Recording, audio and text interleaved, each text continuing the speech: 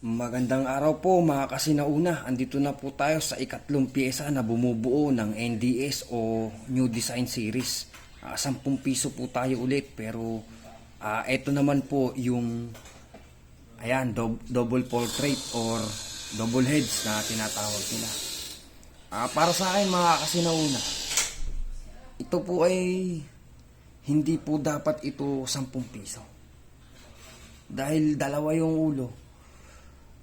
15 pesos po dapat ito eh. Kasi 10 piso to, si Apolinario Mabini tapos si Andres Bonifacio ay galing naman po sa 5 piso sa Filipino series at saka sa ang bagong lipunan series. So bali 15 pesos yan dapat. Dahil biro lang po. Yan po ang ginawang pagbabago ng Bangko Sentral, idinagdag po sa 10 piso si Andres Bonifacio. Yan na nga po, ito may key date na po siya. Makita po dito natin dito na ginawa po ito ng taong 1998. Yan. Bigyan po natin ng konting review. Ganun din po, katulad po sa mga nauna, sa bandang itaas po, mababasa po natin ng Republika ng Pilipinas. Ang salaping ito ay bayarin ng Bangko Sentral at pananagutan ng Republika ng Pilipinas. Sa bandang kaliwa naman po, ito na makikita po natin ang 10 piso na logo at meron na pong prefix ay key date sa ginawa po na 1998, kung kailan po siya ginawa, nakalagay na po dyan. Sa bandang ibaba naman po, meron pa din pong logo ng 10 piso. Ganun din po dito sa kanan.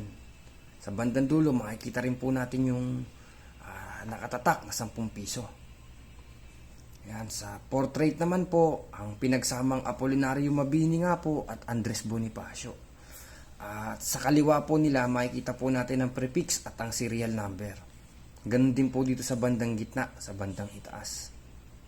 Yan. At sa baba po nun, mababasa po natin ang Bangko Sentral ng Pilipinas. Yan, naiba na po yung logo niya ng Bangko Sentral, hindi na po yung katulad dun sa nauna kanina na logo. Naiba na po. Yan. Dito naman po sa lagda ng Pangulo ng Pilipinas, makikita po natin ang lagda o pirma ni Fidel B. Ramos. Sa bandang kanan naman po niya, makikita po natin ang lagda o pirma ng tagapangasiwa ng Bangko Sentral. Si ano po ito? Gabriel C. Singson. Siya po yung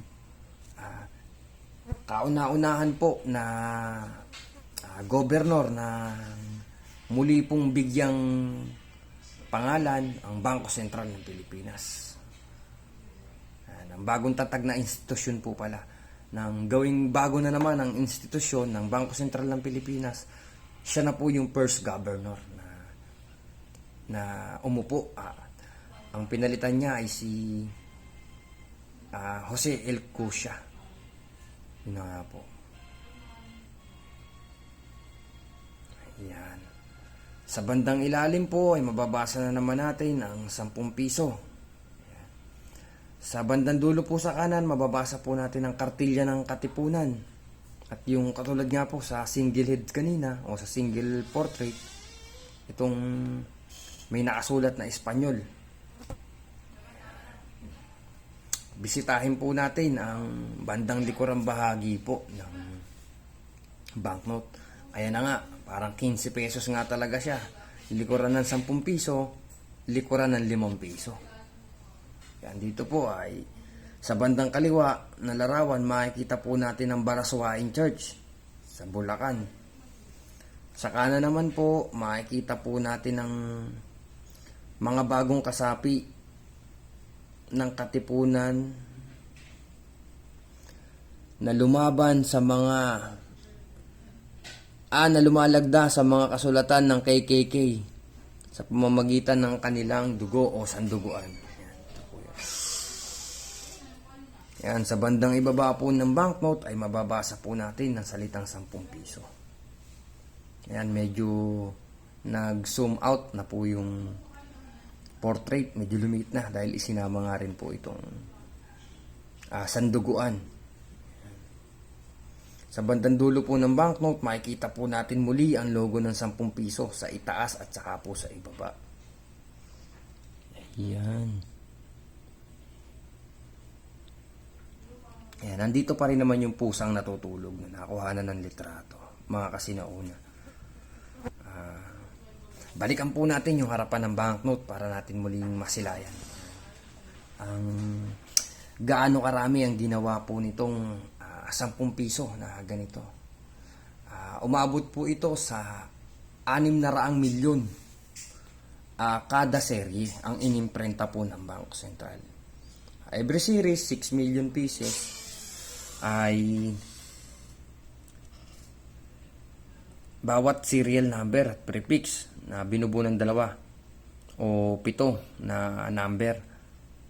So, from double yun, AA to ZZ, mula serial number na 000001 hanggang 1 million. Binaliktad na 1 million at saka pa 1 million. Ang ginawa nila. So, inaabot din po ng bilyon piraso ang nagawa ng Bangko Sentral na naimprenta na NDS series po. Dahil mula po kasi sa AA hanggang sa ZZ na prefix, ganun po siya kadami. Ang mga humawak po sa kanya na presidente, ito na nga po, sa double heads po o sa double portraits, unang-una na nga po dyan si President Fidel B. Ramos. Siya ang pangulo nung unang inilabas po ang huling bahagi ng 1997. So hinabot niya nga po yung single heads. Nagkaroon pa po siya ng mga signatory doon. Saka si Cosia, si Jose L. Cosia, nagkaroon pa po sila ng partnership kumbaga. Mula 1997 po hanggang 1998. Yan po yung huling yugto ng administrasyon ni President Fidel B. Ramos. Tapos sumunod naman po dyan ay si ERAP o si President Joseph Ercito Estrada na umupo po nung 1998 at nagpatuloy po ang imprenta hanggang sa kanyang lagda nung 2001. From 1998 to 2001. Nasa 2 taon mahigit lang po siya umupo sa panunungkulan. Opo. Sinusundan naman po yun ni GMA o ni President Gloria Macapagal Arroyo, mga kasinauna. Mula po nung Enero 2001, naabutan niya ang huling yugto ng banknotes po na 10 pisong papel na yan. Dahil pinalitan na nga po ito ng 10 piso na barya na yung flat tops na tinatawag nga po yun. Matatalakay din po natin yan. Pinakahuling batch po ng 10 piso ay inabot po kay President Gloria Macapagal Arroyo na naitigil po ang paggawa hanggang 2001 upang bigyang daan nga po yung paggawa naman po ng 10 piso na barya. At itinigil nga po yun ang pag-imprenta ng 2001 at tuluyan po itong nawala sa sirkulasyon sa panahon po ni President Benigno Aquino III. Nga po, na-demonetize po ito nung December 2017 sa pag-upo naman po. Tulayan po itong nawala sa pag-upo po ni President Rodrigo Duterte. Sa kanya po talaga nawala na ito ng visa. Alam ko po hanggang 2016 po yan, ang January hanggang mula January 2016 hanggang January 2017 tuluyan na pong nawala ng visa ang mga ganitong klase ng lumang pera. Yun lamang po, isang magandang araw po ulit mga kasinauna at maraming salamat.